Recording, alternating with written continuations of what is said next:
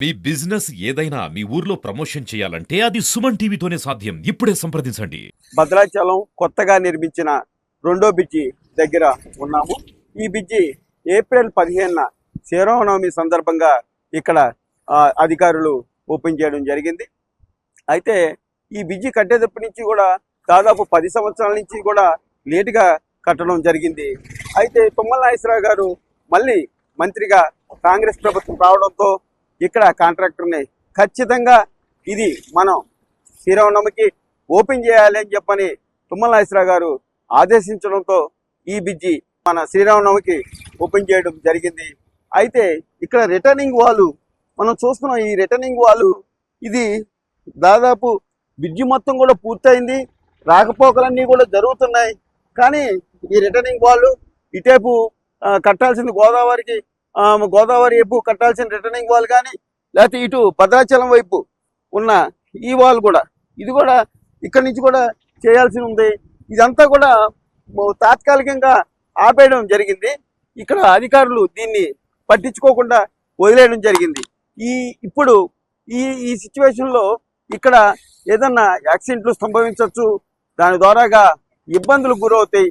బస్సులు కూడా గతంలో పాత బ్రిడ్జి వైపు పడిపోయిన సందర్భం కూడా ఉంది. కాబట్టి అధికారులు బ్రిడ్జి మొత్తం కూడా పూర్తి చేసి ఈ రిటర్నింగ్ వాల్ దగ్గరే పెండింగ్ పట్టడం చాలా దారుణం అని చెప్పని రాజకీయ పార్టీలు, ప్రజలు కూడా భావిస్తున్నారు.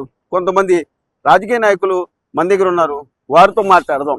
ఈరోజు సుమన్ టీవీ వారి ద్వారా భద్రాచల పట్టణంలో రెండో బ్రిడ్జి దగ్గర మేము సిపిఐ పార్టీగా మాట్లాడటం జరుగుతుంది. 1965లో పటేల్ ఇంజనీరింగ్ కంపెనీ వారు ఇక్కడ ఫస్ట్ బ్రిడ్జి కట్టడం జరిగింది.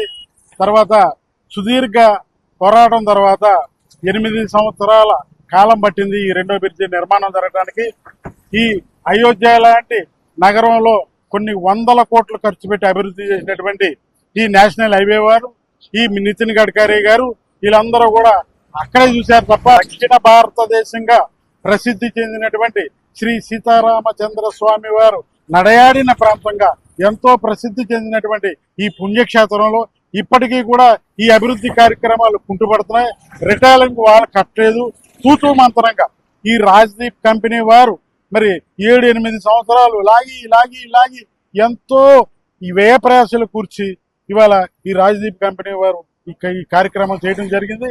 ఇది కూడా తాత్కాలికంగానే ఉంది తప్ప ఇది కరెక్ట్ అయినటువంటి వ్యవహారంగా అనిపించట్లేదు. కనుక మరి తుమ్మల నాగేశ్వరరావు గారు భద్రాచలం అభివృద్ధిలో ప్రధాన పాత్ర వహించినటువంటి సుదీర్ఘమైనటువంటి అనుభవం ఉన్నటువంటి నాయకులు వారు. మరి వారు వచ్చిన తర్వాత ఈ భద్రాచలం రెండో బ్రిడ్జిని హడావిడిగా ఓపెన్ చేయడం జరిగింది శ్రీరామనవమి సందర్భంగా. ఈ సందర్భంగా ఇంకా ఇవాళ బ్రిడ్జి నిర్మాణం చేస్తున్నప్పుడు ఒక పోలు వంగిపోయిందని దాన్ని మళ్ళీ తీసి కట్టడం జరిగింది. దీంట్లో ఎంతవరకు మరి కండిషన్ ఉందా ఈ బ్రిడ్జి అన్నది చెప్పాలి.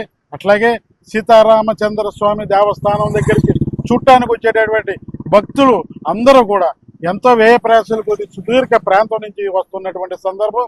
మరి వారందరికీ కూడా భద్రాచల పట్టణాన్ని మరి ఒక టూరిజం ప్యాకేజీ ఇచ్చి భద్రాచల పట్టణాన్ని ఒక టెంపుల్ సిటీగా ప్రకటించాలని మా యొక్క సిపిఐ పార్టీగా డిమాండ్ చేస్తున్నాం. భద్రాచలం అనుసంధానం చేసే రెండవ బ్రిడ్జి నిర్మాణం ఒక తాత్కాలిక ఉపశమనం తప్ప శాశ్వత పరిష్కారం భద్రాచలం ప్రాంత వాసులు కనపడడం లేదని ఈ సందర్భంగా తెలియజేస్తా ఉన్నాం.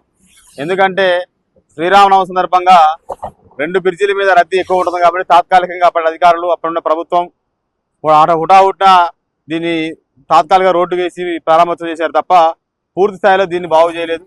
ఇప్పటి వరకు కూడా సారపాక వైపు కానీ భద్రాచలం వైపు రీటైలింగ్ వాళ్ళు కట్టకుండా, మరి అదేవిధంగా బ్రిడ్జి మీద ఫుట్పాత్ సౌకర్యం లేకుండా, గతంలో మరి ఫుట్పాత్ సౌకర్యంతో సహా ఉన్నటువంటి బ్రిడ్జి ప్లాన్ ప్రకారం ఆ సౌకర్యం లేకుండా కేవలం తాత్కాలికంగా నామమాత్రంగా ఓపెన్ చేసి ఎలా చేతులు దులుపుకునే ప్రయత్నం ఈనాడు ఉన్న ప్రభుత్వం చేస్తా ఉంది. కాబట్టి తక్షణం రోడ్డు భవనాలు, అదేవిధంగా నేషనల్ హైవే అథారిటీ వాళ్ళు స్పందించి భద్రాచలాన్ని పూర్తి స్థాయిలో 2 వైపులా, గతంలో పాత బ్రిడ్జి ఉన్నప్పుడే ఒకసారి బస్సు బోల్తా పడితే ఒక 3-4 సంవత్సరాల క్రితం తెలంగాణ వచ్చిన కొత్తలోనే బస్సు బోల్తా పడితే ఆనాడు మంత్రి గారు తుమ్మల నాగేశ్వరరావు గారు వచ్చి మరి పాత బ్రిడ్జికి రీటైలింగ్ వాళ్ళు ఈ చివరి నుంచి ఆ చివరిదా కట్టారు. మరి అదే తుమ్మల నాగేశ్వరరావు గారు అదే మంత్రివర్గం నుండి ఈనాడు మరి దీన్ని తాత్కాలిక ఓపెన్ చేయడం చాలా దురదృష్టంగా మేము భావిస్తా ఉన్నాం. కాబట్టి దీన్ని పూర్తి స్థాయిలో న్యాయం చేస్తుందిగా భద్రాచలం పట్టణ వాసులుగా మేము కోరుకుంటా ఉన్నాం.